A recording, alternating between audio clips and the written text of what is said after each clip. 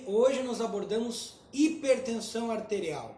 Um assunto importante, a gente tem que dominar esse tema, pois o farmacêutico, o médico, o enfermeiro, ou seja, todo profissional de saúde, uma hora ou outra vai acabar se dando de frente com o paciente com hipertensão arterial. E como lidar com esse paciente? Falando do farmacêutico, uma das 8 atribuições do farmacêutico na farmácia clínica é a hipertensão.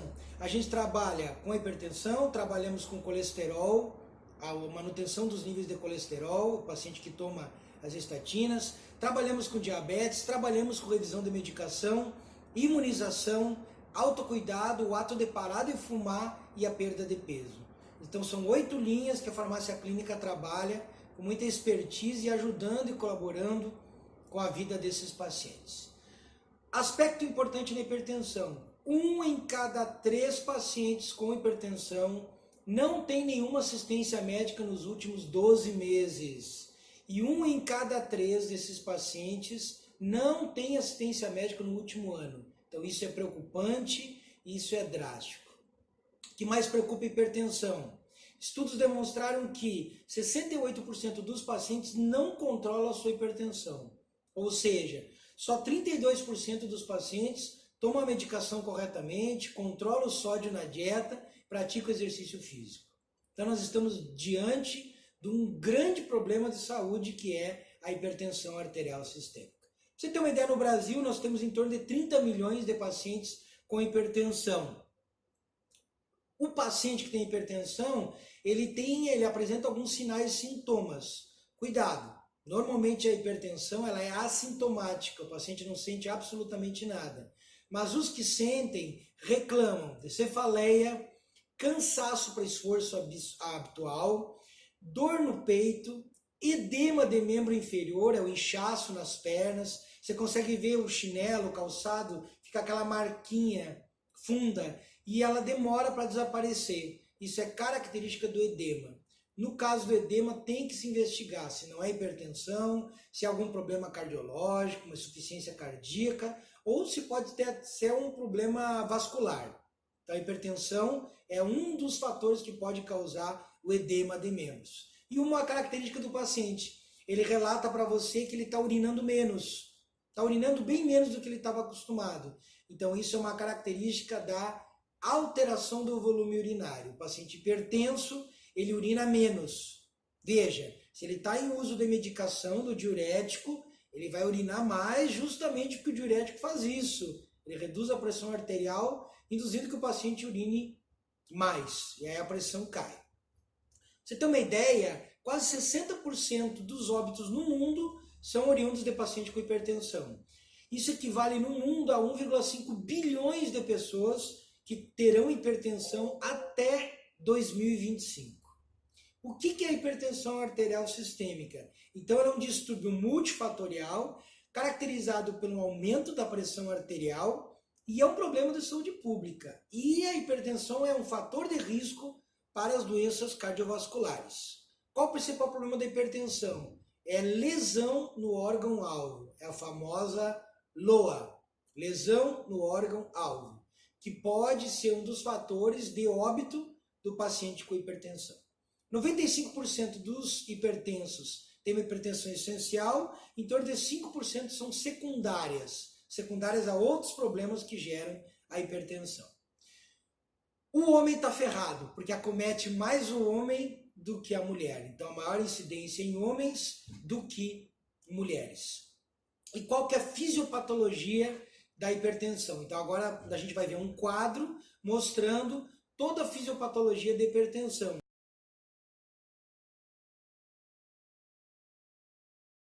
Que começa lá na alteração no débito cardíaco e da resistência vascular periférica, causado por fatores como excesso de ingestão de sódio, problemas genéticos, o estresse, a obesidade e os fatores derivados do endotélio, gerando uma alteração vascular, uma hipertrofia estrutural, uma constrição funcional, um excesso de renina e angiotensina, uma hiperatividade do sistema nervoso simpático, com retenção renal de sódio, que leva a um aumento do volume de líquido, uma constrição venosa, o edema que vai aparecer, o aumento da pré-carga com aumento e alteração do débito cardíaco, com aumento da contratibilidade também. Em relação à resistência vascular periférica, essa hipertrofia e essa constrição funcional leva a uma alteração na resistência vascular periférica. Por que eu falei de débito cardíaco e resistência vascular periférica? Porque a pressão arterial ela é regulada pelo débito cardíaco multiplicado pela resistência vascular periférica. E o débito cardíaco é a frequência cardíaca multiplicada pelo volume de sangue ejetado. Então, se você lembra bem, na regulação da PA, você tem uma queda da pressão arterial, aí eu vou, pelo rim, jorrar renina, a renina vai ajudar o angiotensinogênio, que é um substrato da renina, a ser convertido em angiotensina 1, que será convertido em angiotensina 2. E o que a angiotensina 2 faz? Faz vasoconstrição, gerando uma retenção de sódio e água, e isso gera um aumento da pressão arterial. Lembrando, a angiotensina 1, para ser convertida em angiotensina 2, ela precisa ser ativada pela ECA, a enzima conversora de angiotensina, lá nos pulmões. Então isso é importante lembrar, o mecanismo fisiológico da regulação da pressão arterial.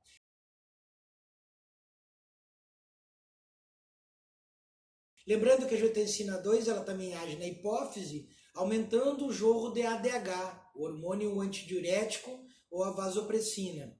Também ela atua no córtex cerebral, aumentando a sede. Então o paciente com hipovolemia, ele tem mais sede, ele é induzido a tomar mais água. A adrenal faz o quê? Jorra aldosterona, que termina com Na. Na, nátrium e latim, sódio. Então a aldosterona retém sódio no rim. E a angiotensina 2 também causa vasoconstrição, que aí altera a filtração renal.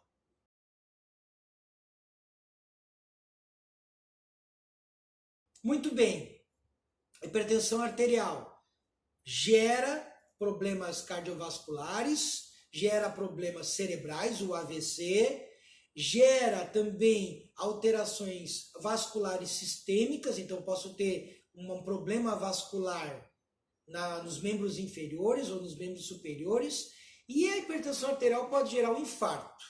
E veja, o infarto é uma das doenças que mais matam no Brasil, infarto agudo do miocárdio. Das outras doenças crônicas, eu tenho em segundo lugar a diabetes, depois eu tenho a pneumonia, depois eu tenho os acidentes vasculares cerebrais e as doenças pulmonares. Então a hipertensão está juntinho com o infarto agudo do miocárdio. Tá, mas e qual é o problema da hipertensão? A hipertensão ela pode gerar comorbidades. O que é isso? Doenças oriundas do aumento da pressão. Aonde? No cérebro, AVC isquêmico hemorrágico. Nos olhos, a própria retinopatia, o aumento da pressão intraocular que pode levar até a cegueira. O infarto, como a gente acabou de falar. Nefropatia, o problema renal e problemas arteriolares ou arteriais. Então, a hipertensão gera um monte de problemas orgânicos, como a gente acabou de falar. Quais os tipos de hipertensão? A hipertensão verdadeira, a hipertensão do avental branco, a hipertensão sistólica isolada e a hipertensão mascarada. E quais são os fatores de risco para a hipertensão? Idade, o gênero, a gente viu que os homens têm maior incidência, etnia, se o paciente é obeso e tem diabetes, se o paciente ingere muito sal e toma muita bebida alcoólica. Sedentarismo e fator genético também é muito importante para o paciente. Para finalizar a hipertensão, a gente tem que lembrar das hipertensões qual a mais prevalente. A hipertensão verdadeira acomete 28% dos pacientes. Depois eu tenho a hipertensão do avental branco, com 9%. E depois eu tenho a normotensão do avental branco, que equivale a 12%.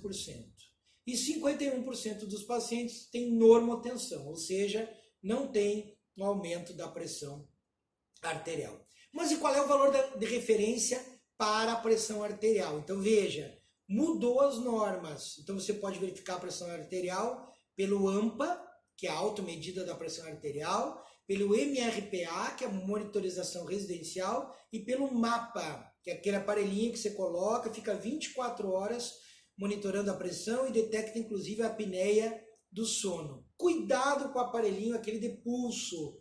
O aparelhinho de pulso tem muita diferença entre o aparelho convencional, que é o esfigno, e o aparelho aquele que o médico tem. Então, melhor é medir na farmácia ou em casa com aquele aparelho que coloca o manguito, coloca o sistema, do que do de pulso. O de pulso não tem uma qualidade muito boa. Quais são os valores da pressão agora na nova norma de monitorização da pressão arterial? O normal é menor que 120 e menor que 80. O popular fala 12/8. A hipertensão tipo 1 já se enquadra o paciente com 130 e 139 de sistólica e 85 e 89 de diastólica. Hipertensão tipo 2, de 140 a 159 e de 90 a 99 a diastólica. Hipertensão tipo 3, 160 a 179 e 100 a 109 de diastólica. E uma crise hipertensiva, uma urgência hipertensiva. Pressão sistólica maior que 180 e pressão diastólica maior que 110. Então, o cuidado com a pressão arterial que nós temos que ter, temos a nova diretriz, onde automaticamente em torno de 34% da população tinha hipertensão, essa proporção subiu para 48% da população agora, enquadrado na nova diretriz, tem hipertensão arterial sistêmica e tem que fazer o tratamento. Era isso, muito obrigado e até o próximo vídeo.